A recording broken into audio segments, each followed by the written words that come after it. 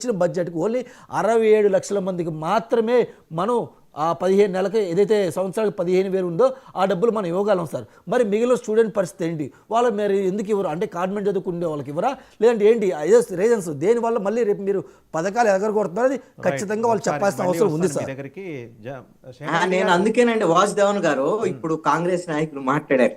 ఇప్పుడు ఏం చేయకుండా నువ్వు మొత్తం మొండి చేసి చూపించి 2047కి నేనేదో అద్భుతాలు చేస్తాను అని అంటే మీరు ఇది ప్రభుత్వానికి ఇంకోటి కాదు. ఏ ప్రభుత్వానికి ప్రయారిటీస్ ఆ ప్రభుత్వానికి ఉంటాయి. కాంగ్రెస్ వస్తుంది రేపు పొద్దున మీరు తిండిలేని పరిస్థితుల్లో మనం లేవు. మీరు అలా మాట్లాడదు.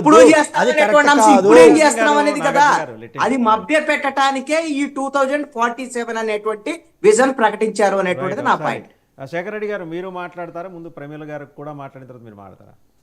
కానివ్వండి సార్, వాళ్ళు మాట్లాడిన తర్వాత అందరూ మాట్లాడింది అయిపోద్ది కదా సార్. ప్రతిపక్షం ఒక్కరే కదా సార్. గారు ఇస్ జనరస్ ఇనఫ్, ముందు మీరు మాట్లాడితే కానీ తను మాట్లాడి అంటారు. మాట్లాడండి. మ్యూట్ లో ఉన్నారండి మీరు. అధికారంలో ఉండి మ్యూట్ లో ఉంటే ఎట్లాగా? అన్మ్యూట్ చేసుకోండి. సార్ వాసుదేవన్ గారు, అలాగే ప్యానెల్ లో ఉన్న పెద్దలందరికీ నమస్కారం సార్. సార్ పెద్దలందరూ మాట్లాడినట్టు దానికి ఇవ్వలేదు దీనికి ఇవ్వలేదు నిధులు అప్పులు తెస్తే అంటే ఇప్పుడున్న మన ఆర్థిక పరిస్థితి ఎంత దారుణంగా ఉందంటే చిన్న చిన్న పంచాయతీల్లో సైతం అక్కడ పనిచేసే సెక్రటరీలు వాళ్ళ సొంత డబ్బులు ఖర్చు పెట్టుకొని చిన్న చిన్న పనులు చేసుకునే పరిస్థితి ఉంది సార్. పంచాయతీల్లో నిధులు లేదు, ఏ శాఖలో నిధులు లేకుండా గత ప్రభుత్వం ఆర్థిక వ్యవస్థనంతా చిన్నాభిన్నం చేసిన పరిస్థితుల్లో ఇప్పుడున్న పరిస్థితుల్లో వాళ్ళు ఇచ్చిన హామీల్ని 1 by 1 ఇప్పుడు అధికారంలో రాగానే ఫస్ట్ వైసీపీ గవర్నమెంట్కి 4 సంవత్సరాలు పడితే పెన్షన్ 1000 రూపాయలు పెంచడానికి వెంటనే వచ్చిన గవర్నమెంట్ 1000 రూపాయలు 6,000 10,000 అలా లబ్ధిదారులకి వాళ్ళ అవసరాల కొద్దీ పెన్షన్ని పెంచింది ఫస్ట్ కూటమి ప్రభుత్వం. అలాగే దీపం పథకం కింద ఇప్పటికే ఆల్రెడీ చాలా మంది అంటే అప్లికేషన్స్ కొంతవరకు చేసుకున్న వాళ్ళు ఉన్నారు, చేసే వాళ్ళు ఉన్నారు. ఇది 9 నెలల కాలం కాబట్టి ఇంకా ముందు కూడా ఇంకా కేటాయింపులు పెరిగే అవకాశం ఉంది.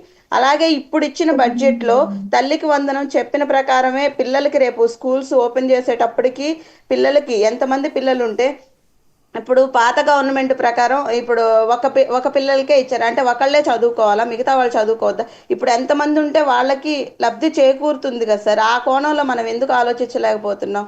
అలాగే ఇంకొకటి రైతు భరోసా కింద రైతులకి ఇప్పుడు ఏదైతే అవసరమో ప్రతిదీ సార్ వాళ్ళు బడ్జెట్ కేటాయించింది ఏ ప్రకారం అంటే ఎవరికి ఎంత అవసరమో వృధాగా ఖర్చులు లేకుండా అవసరాల కొద్దీ వాళ్ళు చక్కగా బడ్జెట్ వేసుకొని మన ఆర్థిక వ్యవస్థని చిన్నాభిన్నం కాకుండా చూశారు సార్. లాస్ట్ గవర్నమెంట్లో ఎంత సంక్షేమానికి పెద్దపీట వేశారు అని చెప్తున్నారు, కానీ సంక్షేమం కూడా ఎంతవరకు ఇవ్వాలి? లేని ముసల వాళ్ళకి కొంతమందికి అయితే అసలు ఏమీ లేని వాళ్ళకి కూడా 4 వీలర్ ఉందని అట్లా ఎన్నో రకాలుగా ప్రజల్ని ఇబ్బంది పెట్టిన పరిస్థితి. ఇట్లా అలా కాకుండా ఇప్పుడున్న కూటమి గవర్నమెంట్ ఖచ్చితంగా ప్రతి ఒక్కటి కరెక్ట్గా అమలు చేసేటట్లు లబ్ధిదారులకి అన్ని అందేటట్లు, అలాగే దాంతో పాటు అభివృద్ధి కూడా రోడ్లు ఇంతవరకు అసలు మన వైసీపీ గవర్నమెంట్ లో చిన్న రోడ్ వేసింది కూడా మనం చూడలేదు సార్. ప్రమీల గారు, ఇప్పుడు వాళ్ళు ఏం చేశారనే దాని మీద ఇప్పుడు మనం అలా చేశారు కాబట్టి 11 దగ్గర ఆగారు. మీరే మీకు విజన్ ఉంది కదా, అంటే వెళ్ళకండి ఈ సంవత్సరం లేకపోతే రాబోయే 3-4 ఏళ్ళు సంపద సృష్టి అనే దాని మీద మీరు ఎలా ఫోకస్ పెట్టారనేది ఒక్క నిమిషం అండి. దాంట్లో ఎక్కడ అడ్రస్ చేయలేదు. అదేంటంటే అదో స్తోత్ర పాఠం లాగా ఉంది. మొత్తం చదువుతుంటే అసలు ఒక అద్భుతమైన నాయకుడు ఆయన కాబట్టి మనం ఈ విజన్ డాక్యుమెంట్ తోటి మనం అలా ముందుకు దూసుకెళ్తున్నాం. స్క్రిప్ట్ అద్భుతంగా అదిరింది, దాంట్లో ఏం డౌట్ ఏం లేదు. బట్ ప్రాక్టికల్గా సంపద సృష్టికి సంబంధించిన మెన్షన్ ఎందుకు లేదు? అండ్ ఇంకోటి దీపం పథకం గురించి మీరు మాట్లాడుతున్నారు, ఏం మీకు అవగాహన లేదా? ఇంతకుముందు మీరు అంటే ఇన్ ది సెన్స్ తెలుగుదేశం ప్రభుత్వం కానీ ఎన్డీఏగా ఉన్నప్పుడు కానీ దీపం అమలు చేసిన వాళ్ళేగా, దీపం సృష్టికర్తలే మీరు కదా. మరి ఇంత అద్భుతంగా ఆ రోజు నడిపిన వాళ్ళు ఈ రోజు ఎందుకు కళ్ళు తేలేస్తున్నారు?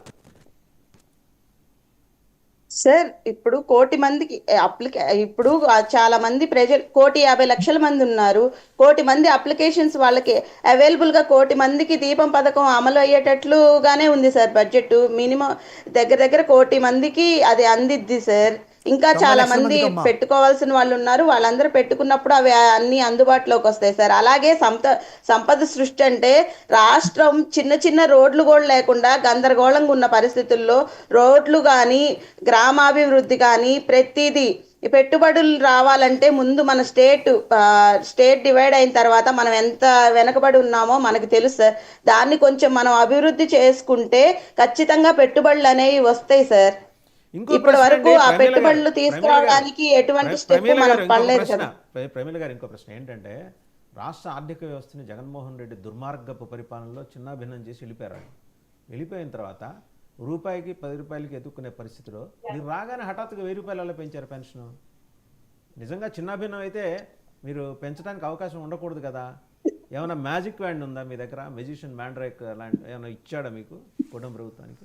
కాదు సార్ అక్కడ సూపర్ 6 మొత్తం అమలు చేయడానికి అవకాశం దొరకదు కాబట్టి ఫస్ట్ పెన్షన్లు చాలకుండా చాలా ఇబ్బందులు పడుతున్నారు కాబట్టి ఇప్పుడు వికలాంగులు ఉంటారు సార్. వాళ్ళు ఎక్కడికి వెళ్ళి ఏ పని చేసుకోలేని వాళ్ళకి ఈరోజు 6,000 10,000 పెన్షన్ వస్తుందంటే వాళ్ళు మంత్లీ ఎటువంటి ఇబ్బంది లేకుండా చెరిగిపోగలదు సార్. వాళ్ళ ప్రజల కోసమే కదా పెన్షన్ అని ఇచ్చింది. నేను ఏమీ దాన్ని డిస్కరేజ్ చేస్తూ మాట్లాడాల.